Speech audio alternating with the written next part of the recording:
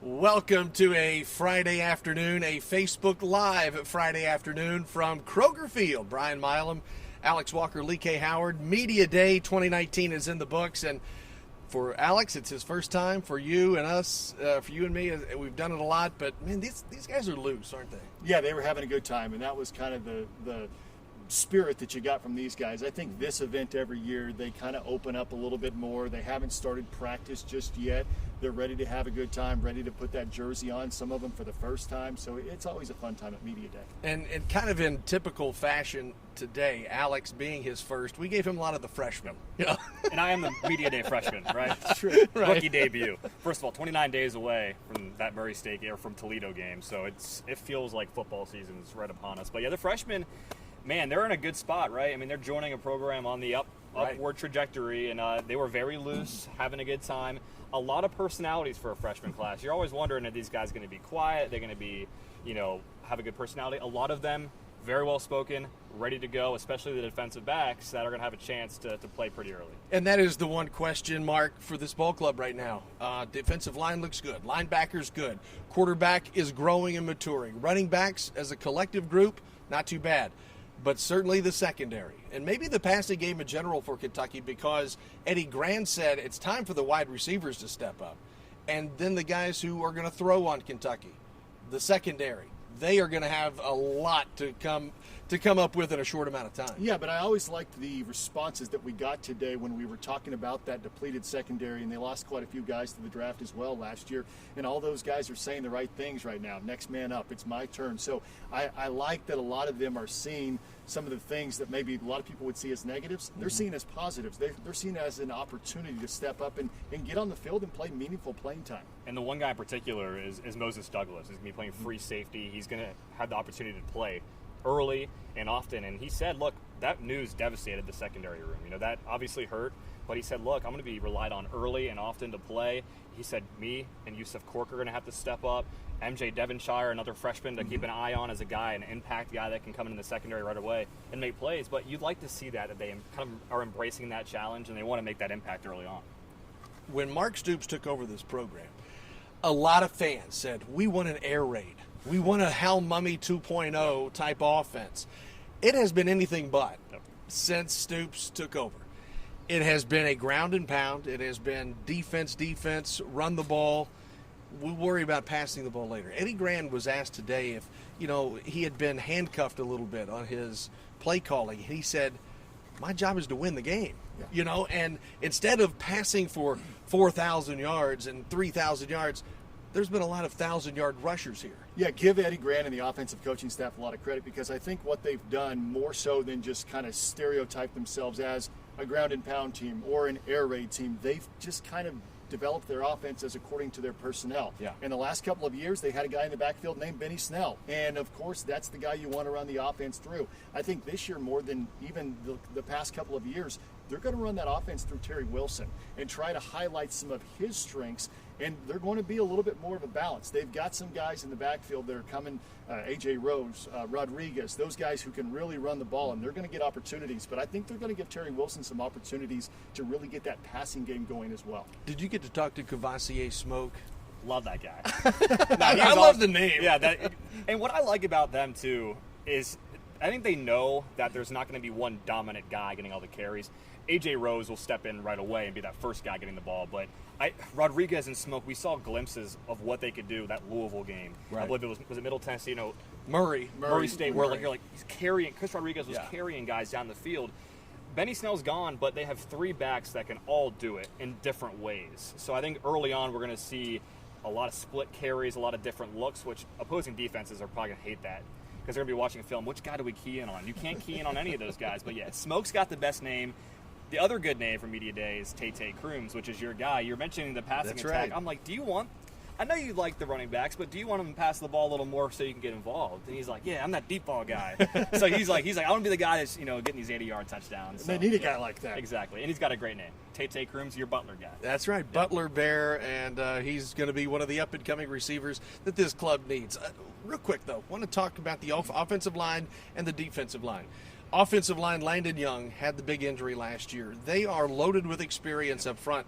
defensive line, they are ready to go. They were not cocky. They were not arrogant. They were extremely confident about their game. And my man Phil Hoskins and Calvin Taylor giving some great sound bites today. I'm going to call it borderline cocky, though. I think you're giving them a little bit too much I'm trying to be nice. They are definitely confident. Phil Hoskins is one of the biggest personalities on doubt. the team, and No that's doubt. great, coming one of the biggest players on the team as well. And he, along with some of the other defensive linemen that we talked about, they kind of feel like they've got a chip on their shoulder because people are talking about either the linebackers trying to replace a guy like Josh Allen, or another main storyline is the defensive backs trying to replace guys. Nobody's really talking about the defensive line, and I think a lot of them are over there going, hey, what about us? We're pretty good. And I think they're going to have to rely a lot on those guys coming back on the defensive line. Well, you got to stop the run of the SEC, and you have to stop the run in football. You could pass for how many teams have you really seen win titles where they just pass? There's got to be that time, Alex, when you've got to ground and pound, chew up the clock, and show who's the better team out there. And they will. And I think they had the mentality that they can start bullying people instead of the one getting bullied. And I think they've embraced that mentality. And that defensive line that you were talking about, they're going to have to step up in a huge way just because of that depleted secondary. If they can be a dominant unit this season and really rattle opposing quarterbacks, they're not facing the cream of the crop in terms of SEC quarterbacks. I'd say lower tier, which helps. And if they can impose their will on the defensive line and take some of that pressure off of the secondary, that could be huge for this unit. And I think that's going to be the big key early on. Well, I think when you run a 3-4 defense, the front seven, they've got to control the situation while the secondary gets their feet wet and catches up and figures out how to do whatever it is they need, that Coach Clinkscale and the guys need them to do, because we cannot overestimate or underestimate the importance of Devontae Robinson's injury. You can't overstate it enough. That is devastating to a side of the ball or to a unit that really has brand new faces out there.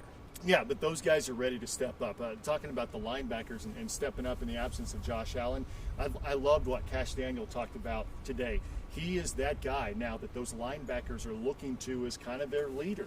And, I mean, he had some of that last year, but really this year, I mean, Cash is the leader on that defense out there. And there's a lot of young linebackers, the Oates and Square and all those guys. And you can tell they look at Cash as a big brother. And they love being around him. And I think that linebacker group is in a really good spot this year with the young talent and Cash as their leader. And those young faces last year, like you mentioned, were Chris and DeAndre.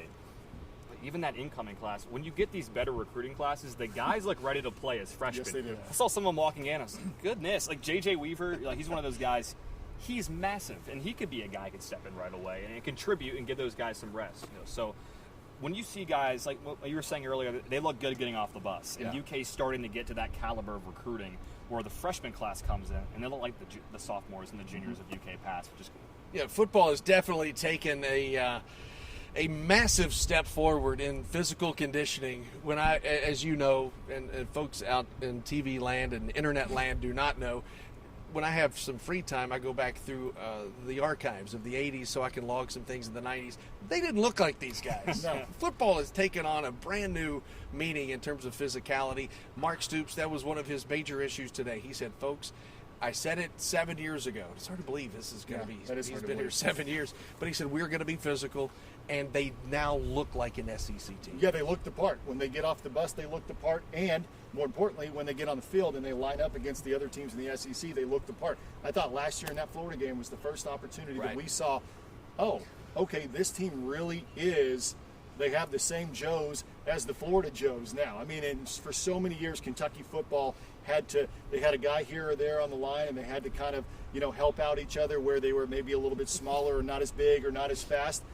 They're right there with everybody else in the SEC. I want to get in that conditioning program. Yeah. So maybe a couple days, get us up to speed. Hold your breath. It's gonna take more Be able to hold your tripod a little better. So It's going to take more than a couple of days, Alex. Yeah, you talked about the Florida Months. Joes, and coaches will say, "Hey, you can't win without the Jimmies and the Joes." Well, UK for the longest time just had the Jimmies. Yeah. Now they have the Jimmies and the Yeah. Joes, and they've got things in between. Let me ask you this: favorite moment of media day? Did you have one or two, or?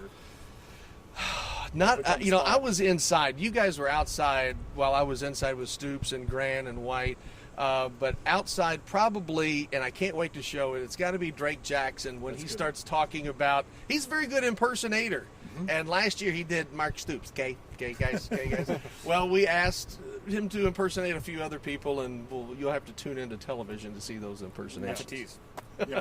I think my favorite moment was Cash Daniel. I mean, he had the biggest amount of media around him, and rightfully so. He's the biggest personality in some ways on this team. And we actually asked a couple of the other players to give us their Cash Daniel impersonations. Some of them were actually pretty good, so they had some good fun with that. I think mine was just the fact that these freshmen they had eerily similar messages about, number one, we came here because of Vince Marrow and some of the coaching staff, because they were truthful and told them how it is. They said some of these other big-time schools were just saying stuff just to get them to come there, just not empty promises, if you will. Yeah. They were like, we came here because they kept it real, and they kind of laid out the fabric, like, look, you guys can be a part of a class to continue the upward trend of this program. And they were all excited about that. I asked them, like, do you feel the buzz? Do you feel the energy? From the first day they got here in the spring, a lot of them said, yeah, we kind of feel the buzz, we feel the excitement, and they want to be a part of that. And that's why these recruiting classes continue to climb in the rankings, because they like being a part of this, which was really cool. We hope you've enjoyed being a part of Facebook Live from Kroger Field. We're going to wrap it up so we can get back to the station and put together another 11 hours of work or so. But for Alex, for Lee K, I'm Brian, and to do what Cash Daniel does, hey, we'll see you later.